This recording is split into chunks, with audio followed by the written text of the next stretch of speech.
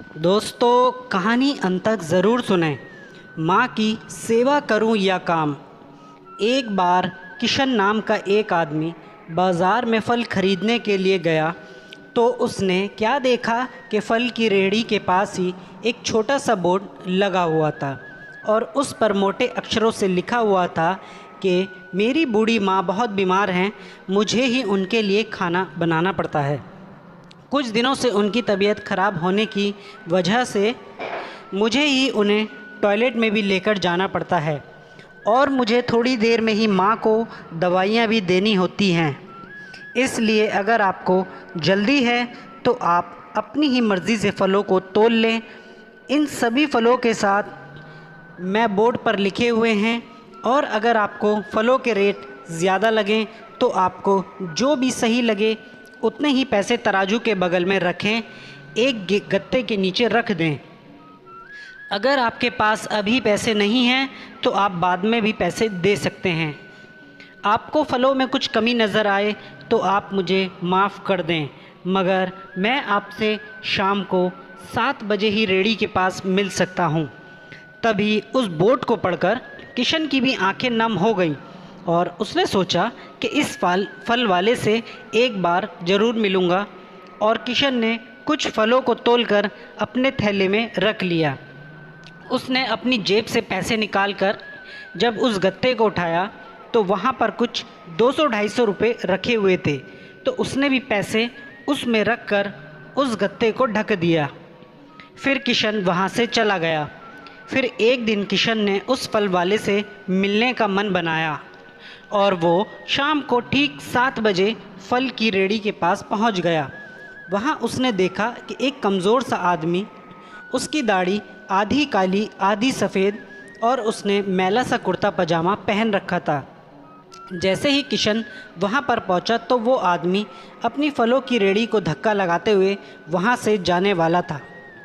तभी उस आदमी ने किशन की तरफ मुस्कुराते हुए कहा कि साहब, फल तो ख़त्म हो गए। तो किशन ने उसे रोकते हुए कहा कि ज़रा रुकिए, मुझे फल नहीं चाहिए, मैं तो सिर्फ़ आपसे मिलना चाहता हूँ। तभी वो फल वाला हैरान होकर रुक गया और तभी उसने अपनी रेहड़ी के नीचे से एक स्टूल निकाला और उसे अपने गमछे से साफ़ करके उस पर किशन को बैठने के लिए कहा।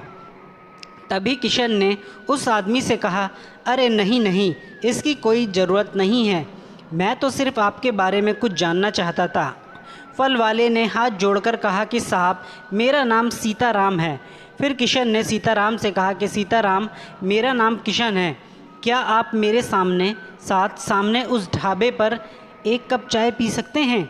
तभी वो दोनों चाय पीने सामने ढाबे पर चले गए और चाय भी आ गई। तभी चाय पीते पीते सीताराम किशन से कहने लगा कि साहब, पिछले 3 साल से मेरी माँ बहुत ज़्यादा बीमार है, इसलिए अब वह बिस्तर पर ही रहती है। मेरी कोई संतान नहीं है और 2 साल पहले मेरी पत्नी की मृत्यु हो गई। अब मेरी माँ और मैं ही बचे हैं और अब मेरी माँ की देखभाल करने वाला मेरे सिवाय कोई नहीं है। इसलिए मुझे हर वक्त माँ का ख्याल रखना पड़ता है और मैं अपनी माँ से बहुत प्यार करता हूँ।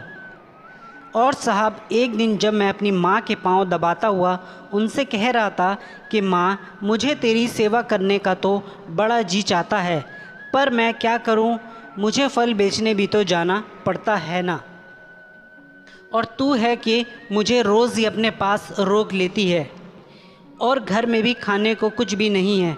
अब तू ही बता, मैं क्या करूं? तभी मेरी माँ ने मेरे सिर पर हाथ फेरते हुए मुझसे कहा, बेटा, मैं चाहती हूँ कि जब तक ज़िंदा हूँ तब तक तू मेरे पास ही रहा कर। मेरे पास नहीं होता तो मेरा मन बहुत घबराता है, न जाने मेरी जान कब निकल जाए। और इतना कहते ही उनकी आंखों में आंसू आ गए। तभी मैंने अपनी माँ से कहा कि तू रो मत माँ, जैसा तू कहेगी मैं वैसा ही करूँगा। अब से मैं फल बेचने नहीं जाऊँगा, बस तेरे ही पास रहूँगा। तब मेरी माँ ने मुझसे कहा कि सीताराम, तू कल से ऐसा करना कि अपने फलों की रेहड़ी वहीं छोड़ आया कर और हमारी किस्मत में जो कुछ भी है वो हमें इस कमरे में बैठकर मिल जाएगा। तू शाम को जाकर फलों की रेहड़ी ले आया कर। तो मैंने अपनी माँ से कहा, माँ क्या बात करती हो, अगर फलों की रेहड़ी वहाँ छोड़ आऊँगा तो कोई चोर उचक्का सब कुछ ले जाएगा और बिना मालिक के कौन फल खरीदने आएगा। तभी माँ ने कहा कि तू ईश्वर का नाम लेकर अपनी फलों की रेहड़ी को भरकर छोड़ा, बस ज़्यादा बकबक मत कर और शाम को तू खाली रेहड़ी ले आया कर। तेरा एक भी पैसा कोई नहीं चोरी करेगा, बल्कि तू वहाँ पर नहीं होगा तो 10 जने तेरे फलों की रेहड़ी का ध्यान रखेंगे और बाकी तू उस पर छोड़ दे। और किशन साहब, मेरी माँ की कही बातों को मानकर ही मैं रोज़ रेहड़ी सुबह यहाँ छोड़कर चला जाता हूँ और शाम को खाली रेहड़ी ले जाता हूँ। इस तरह मैं अपनी बूढ़ी माँ की दिन भर सेवा भी कर लेता।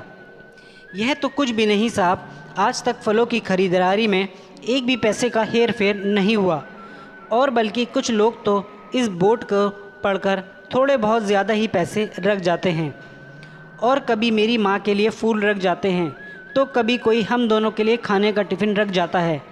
परसों किसी ने अपनी एक छोटी बच्ची के हाथ पुलाव बनाकर शाम को मुझे भिजवा दिया और कल साहब कोई डॉक्टर फल ले गया होगा तो उसने मेरे गत्ते के नीचे अपना एक कार्ड और एक पर्ची छोड़ दी जिसमें लिखा था कि अगर अम्मा जी की तबीयत में सुधार ना आए तो कृपया मुझे इस नंबर पर कॉल कर लेना, मैं आ जाऊंगा। साहब, इस तरह करते करते आज 8 महीने निकल गए, कभी कोई किसी बात की कमी नहीं हुई और मेरी माँ की कही बात बिल्कुल सच हो गई। अगर हम ऊपर वाले पर सच्चे मन से विश्वास करेंगे तो वो हमारा ज़रूर ध्यान रखेगा। और यही नहीं साहब, यहाँ जो लोग मेरे फल खरीदने आते हैं वो भी बहुत अच्छे हैं, उन्होंने भी मेरे दिल से बहुत सहायता की है। पहले मैं सोचता था आज के ज़माने में कोई किसी की ज़रा भी सहायता नहीं करता, मगर साहब अब मैं जान गया हूँ कि आज भी इस दुनिया में बहुत से ऐसे लोग हैं जो दूसरों की सहायता करने के लिए हर वक्त तैयार रहते हैं और उन सब का मैं दिल से शुक्रिया अदा करता हूँ और ईश्वर से उनके लिए प्रार्थना करता हूँ कि वो सभी लोग हमेशा खुश रहें और उनके घर में कभी कोई कमी ना हो। सीताराम की ऐसी बातें सुनकर किशन की भी आंखों में आंसू आ गए। तभी सीताराम किशन से कहता है कि साहब, आपका चाय पिलाने के लिए धन्यवाद, मगर अब मैं चलता हूँ, मेरी माँ मेरी राह देख रही होगी और मुझे उनके लिए खाना भी बनाना है। यह कहकर सीताराम वहाँ से अपनी रेहड़ी लेकर चला गया। किशन वहीं खड़ा खड़ा यह सोच रहा था कि हे भगवान, ऐसा बेटा हर घर में देना जो कि सीताराम की तरह ही अपनी माँ की हमेशा सेवा करे। दोस्तों, जीवन में अपने बूढ़े माँ बाप से कभी भी घृणा मत करना और उस समय उनकी खूब सेवा करना। माँ बाप के साथ साथ उन सब लोगों की भी सहायता करो जिन्हें आपकी ज़रूरत है, ताकि दोस्तों हमारे साथ साथ वो लोग भी जीवन में हमेशा खुश रह सकें। धन्यवाद।